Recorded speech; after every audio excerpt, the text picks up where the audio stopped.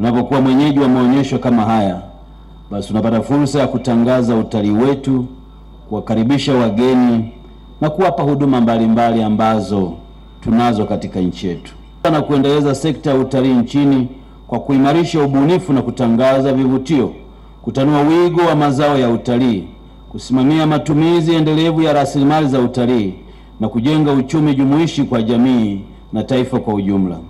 Sisi sote tulioko hapa ni mashahidi kuwa onyesho hili la Karibu Kili Fair limeendelea kukua na kuwa la kimataifa na kuvutia idadi kubwa ya washiriki kutoka kona zote za dunia.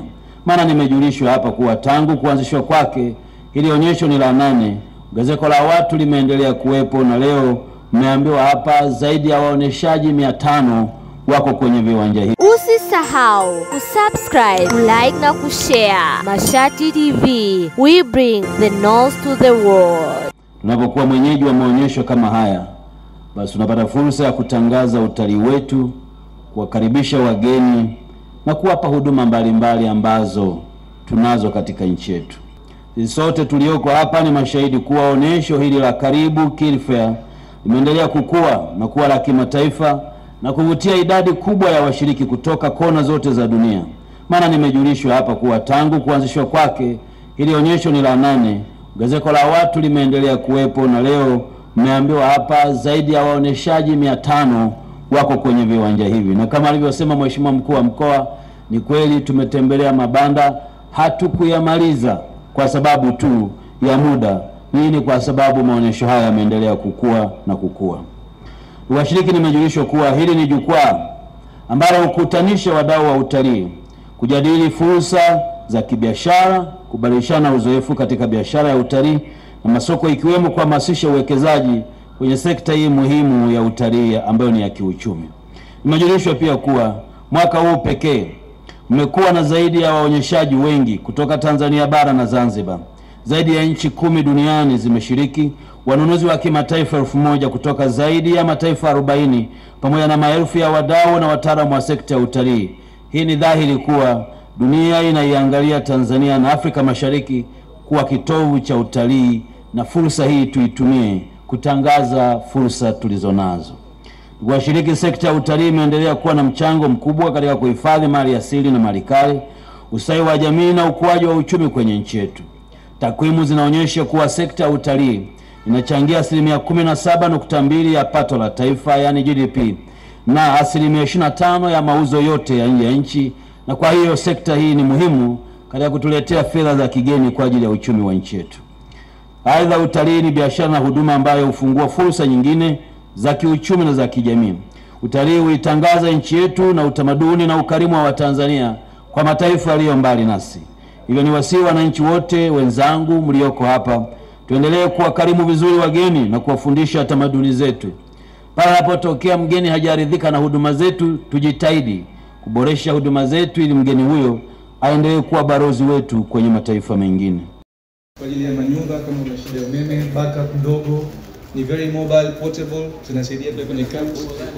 Tunazo kuanzia watts 300 hadi kilowatts 10 ambayo unabeba. Kwa mfano hii unaweza kuibeba moja kwa moja. Hapa inakuwa na kila kitu chake. Inakuwa na display yake.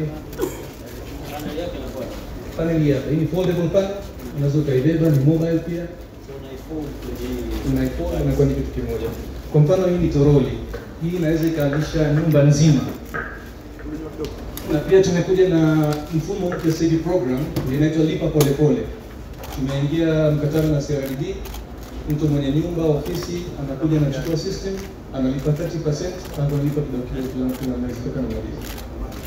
Kwa hiyo inakuwa ni trolley, unafaa nyumba nzima. Ni 3 kilowatts. 3 kilowatts, kilowatt 3. Na inaleta 3 kilowatts pia.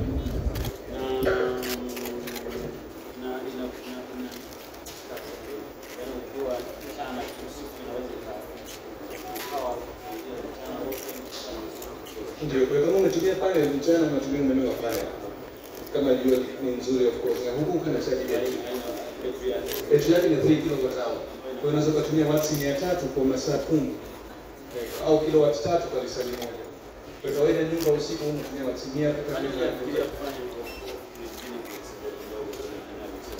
Tumeanza kufanya na tumefanya kazi nyingi na kampuni na engineer kwa Ecos, tunakwenda nao sana.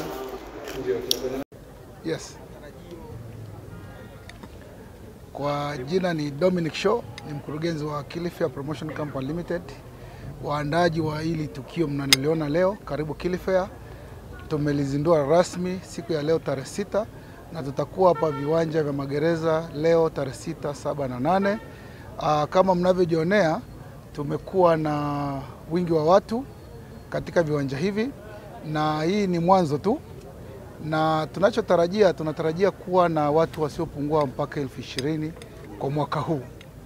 Na kwa siku hizi 3 huku ndani unaweza kupata vitu vingi sana. Unaweza kupata mafunzo ya aina mbalimbali.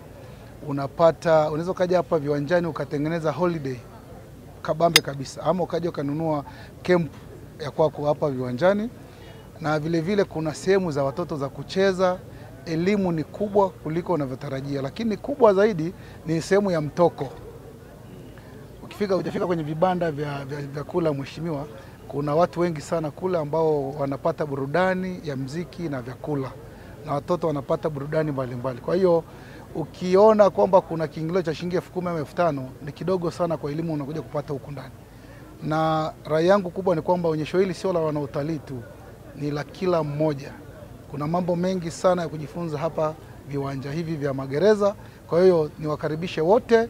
Tutakuwepo leo, kesho Jumamosi na Jumapili. Kwa hiyo karibuni. Usisahau kusubscribe, like na kushare. Mashati TV, we bring the nose to the world.